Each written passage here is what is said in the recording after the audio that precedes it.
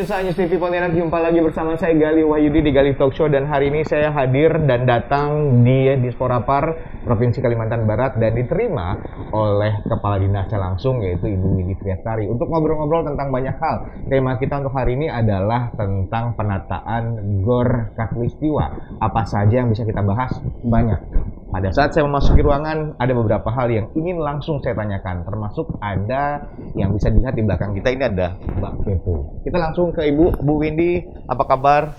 Sehat, Alhamdulillah Mas Gali. Assalamualaikum warahmatullahi wabarakatuh. Waalaikumsalam warahmatullahi wabarakatuh. Terima kasih Bu, karena kita sudah diterima di sini. Ya, Oke, sama-sama. Bu, beberapa hal yang ingin saya tanyakan langsung adalah soal masalah, tema kita tadi ya adalah soal masalah serba-serbi penataan Gor Katulistiwa. Ya. Ini menarik, tapi sebelum kita masuk ke temanya, kita ingin berbicara yang ringan-ringan dulu. Ya. Disporapar, Ya. ini fungsi, tugas, visi, misinya itu apa sebenarnya? Ya, pertama-tama saya tentunya mengucapkan terima kasih kepada Bapak Gubernur Kalimantan Barat atas kepercayaan dan amanah sehingga saya menjadi Kepala Dinas Kepemudaan, Olahraga dan Pariwisata Provinsi Kalimantan Barat.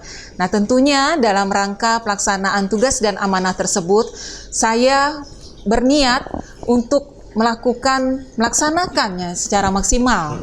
Nah, dari pelaksanaan tupoksi dari Disporapar sendiri, yaitu Dinas Kepemudaan, Olahraga, Pariwisata di Provinsi Kalimantan Barat, yang di dalamnya juga ada ekonomi kreatif.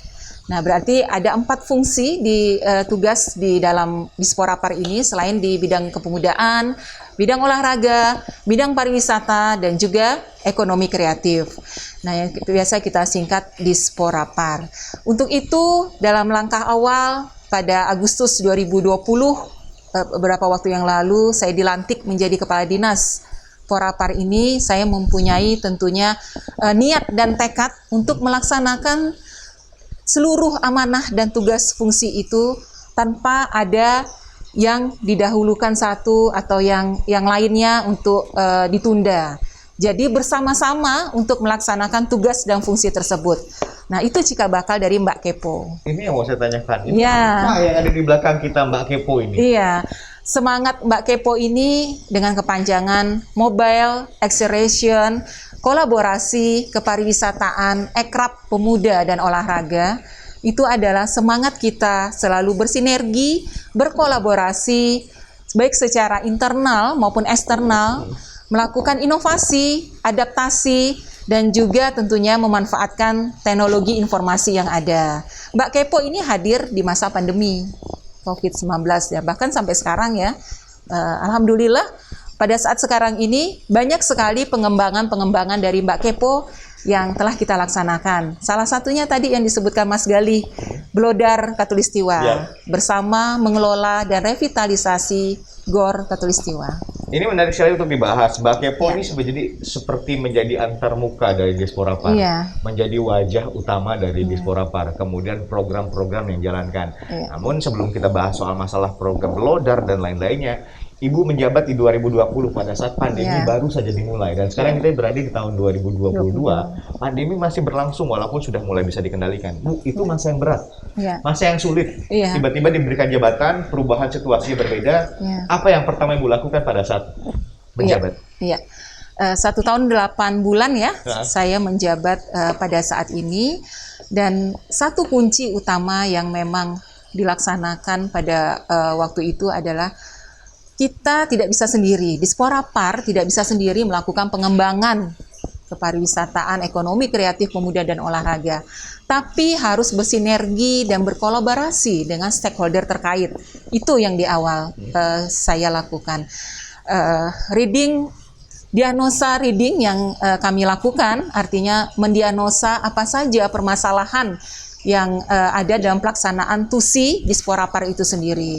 Nah, itu tadi kita beberapa permasalahan yang sudah kita petakan, dan satu yang paling utama adalah kurangnya koordinasi, sinergi baik secara internal maupun secara eksternal. Nah, tentu yang pertama saya akan menguatkan dulu secara internal, artinya di lingkungan Disporapar sendiri, baik untuk aparatur sipil negaranya maupun untuk pegawai tidak tetapnya.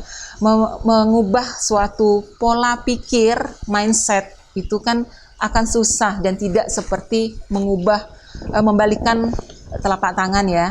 Tetapi kita harus terus yakin bahwa itu bisa dilaksanakan dan terus berinovasi. Ya, pembinaan yang dilakukan secara internal kami lakukan di penguatannya. Setelah itu kita berkoordinasi dengan stakeholder terkait. Nah, berat sekali pada saat itu karena memang benar-benar bidang kepariwisataan, industri kepariwisataan dan ekonomi kreatif bukan hanya di Kalbar, di se-Indonesia, sedunia, semuanya pasti mengalami keterpurukan. Tapi dengan semangat kita bersama, yang pada waktu itu kita luncurkan wisata di Kalbarja.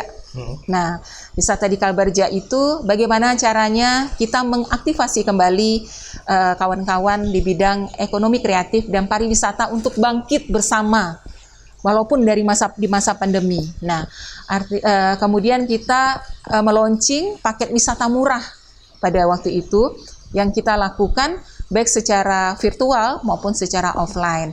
Nah, tidak lupa juga tentunya kita membuat suatu di awal kesepakatan bersama ya dengan stakeholder terkait bahwa kita ini akan bersama-sama nih mengembangkan pariwisata.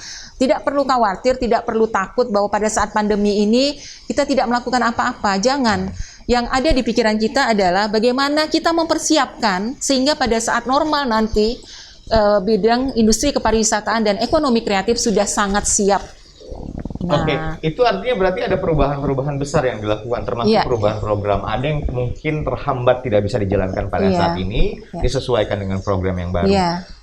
Dan apa sebenarnya yang dilakukan oleh Disporapar untuk membantu pemerintah kita dalam melakukan percepatan pengentasan pandemi ini juga? Nanti akan kita bahas.